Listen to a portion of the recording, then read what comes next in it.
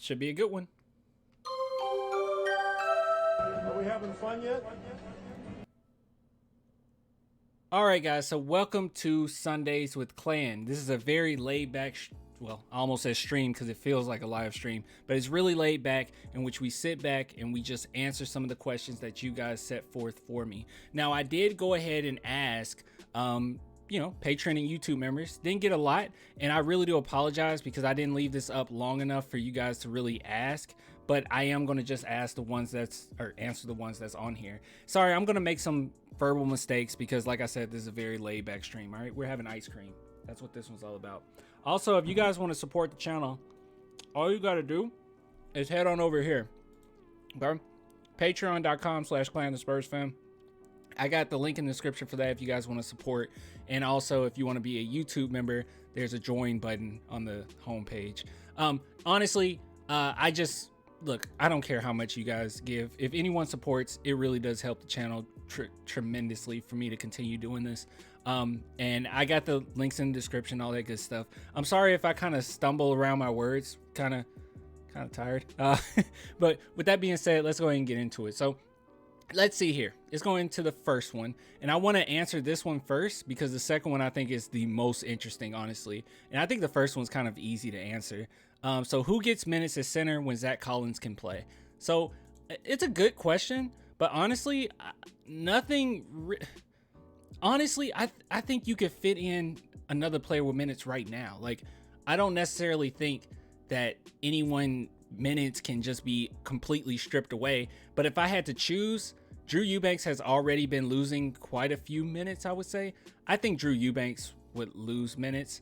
They're finding a place for Jock Landale, which I assume they would.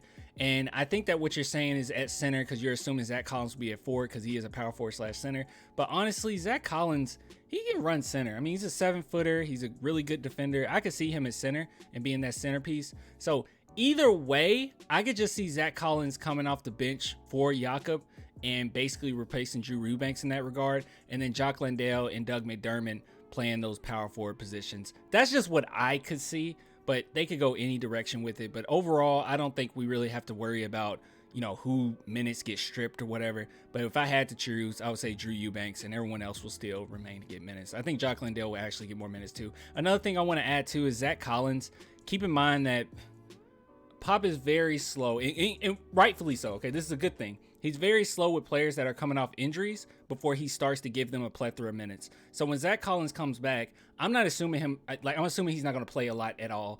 I'm assuming he's going to come in, play a little bit, maybe like a few minutes a game, get him more implemented into the NBA, and then when it's all said and done, he'll get probably at max 12 minutes a game. That's my assumption, but I could be wrong. So let's go ahead and move on to the next question. And before I do, let's have some more ice cream. This isn't really a sundae. No sugar ice cream though. It ain't bad. All right. You said KG, but I'm assuming you're saying KJ. Is KJ our new Bruce Bowen for the corner 3, not the D? Well,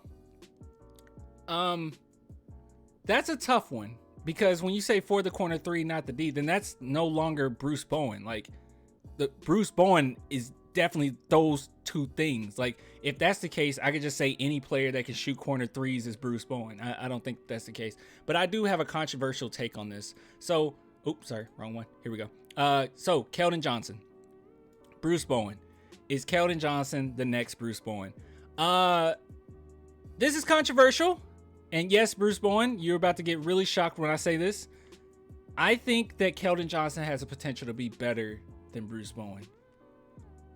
Yeah, I know. I'm sorry. Sorry, Bruce. Yeah, I honestly believe that Keldon Johnson has that potential. But yes, you're saying for the 3 and not the D, but Keldon Johnson is capable of playing pretty good defense. The reason why I think Keldon Johnson could potentially be better than Bruce Bowen when it's all said and done is that he has quite a bit more in his arsenal. I don't think that he's on Bruce Bowen's level yet, but as far as a role player, I think Bruce Bowen was a very good role player. I think Keldon Johnson could potentially break slightly out of that role player role. Like, he is definitely a role player, and that's what I see, okay? But he has the potential to be more than that. Whether or not he will be that, I don't know. That's why I'm just making an assumption. But overall, I think what Keldon Johnson brings to the team is more than Bruce Bowen. I think that he can hold an offensive load more so than Bruce Bowen could. Also, you got to keep in mind when Bruce Bowen played, it was a lot of rules that you could get away with back then. Not to say like he wouldn't be able to adjust, because that's what players do. NBA players adjust. No one era is better than the other necessarily. But I will say that Bruce Bowen's defense sometimes borderline a little dirty, and it wasn't nothing wrong with that. At the time it was okay.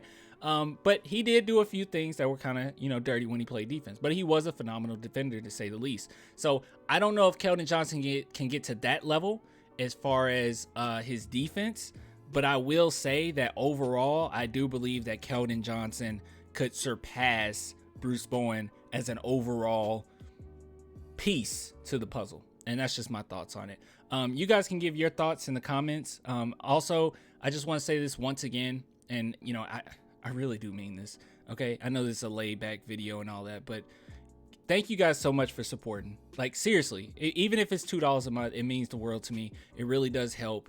And also to my YouTube members, I really do appreciate it. It helps me keep going. Sometimes I get hit with copyright claims that are really stupid.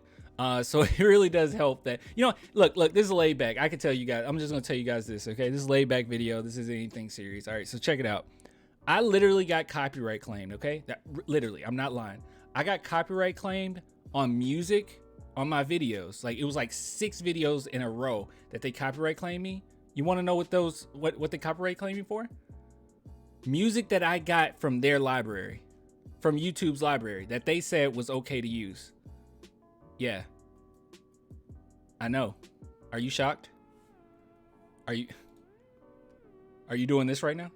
Yeah, I know. All right, I'll catch you guys later, man. But thanks for the support. If you guys want to also get your questions on here, as always, like I said, I'll ask the Patreon YouTube members first, and then secondly, I'll ask the masses and see what they say. So, but just keep on the lookout for that. I'll put it on YouTube here and there. I'll put it on Patreon here and there. So I'll get with you guys later, man. Until next time, deuces.